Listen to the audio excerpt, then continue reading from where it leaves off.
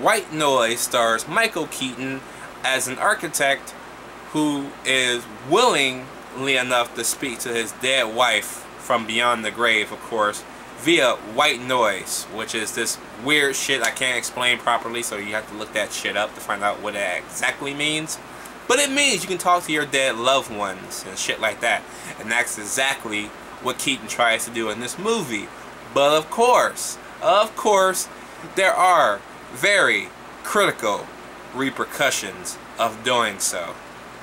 And he comes across the fact that his wife might need his help to save others. This movie is what kicked off basically the second movie in this franchise with Nathan Fillion at the helm. Because I actually liked White Noise 2, The Light. That was actually a good movie. This one's an okay movie as well, but I like White Noise, The Light better than this one. Because the only little problem that this movie has is kind of boring. That's the only fatal flaw with White Noise, is that it's kind of boring. Michael Keaton and crew does a great job. I like the cast in this movie.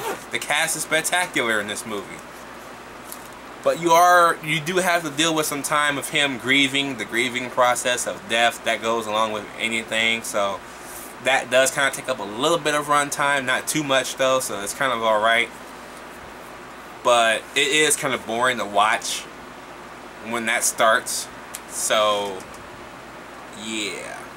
But when the supernatural shit goes on, it gets a little bit freaky. I will admit, it is a little freaky. It's not scary, just a little bit trippy. But in a good way. You know what I mean? You actually get a little bit of nice little jump scares. The good kind of jump scares, you know, that'll actually kind of make you kind of jump. Or not even jump, but kind of flinch a little bit. You know what I mean? But nothing too bad like it would be in today's world, but still. Not too bad. The movie's edited very well. The movie runs very smoothly. There's no problem with pacing. I like the way the movie paced, by the way. It goes by a little quick. Very quick, actually. I think the movie's only like 90 minutes, I'm guessing. It's either 90 minutes or an hour and 40 minutes. But it feels shorter than either one of those run times. For whatever reason, I guess I was just into it. Because I ain't seen this movie in 10 years. Because the last time I did see this movie was in 2005, which is when the movie was released. Ironically enough, that was the last year we saw Michael Keaton as well. Because he had that movie and then he had Herbie Fully Loaded that year.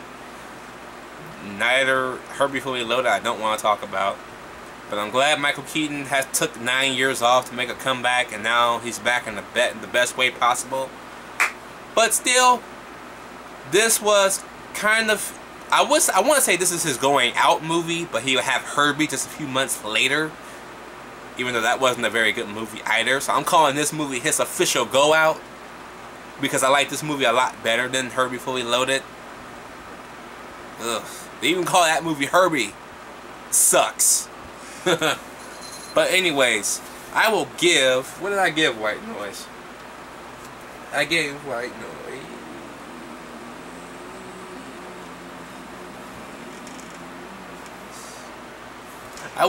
Noise a C.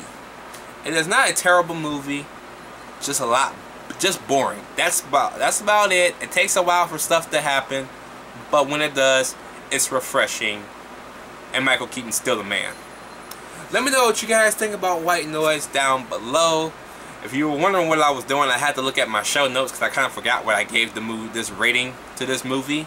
So I write down all my ratings to the movies I'm giving these ratings to, because I binge watch these movies. So yeah. Anyways, I shall see you guys later. If you want to see my review of White Noise, The Light, I will have it linked down below for your viewing pleasure. As always, I will see you guys in the next horror review.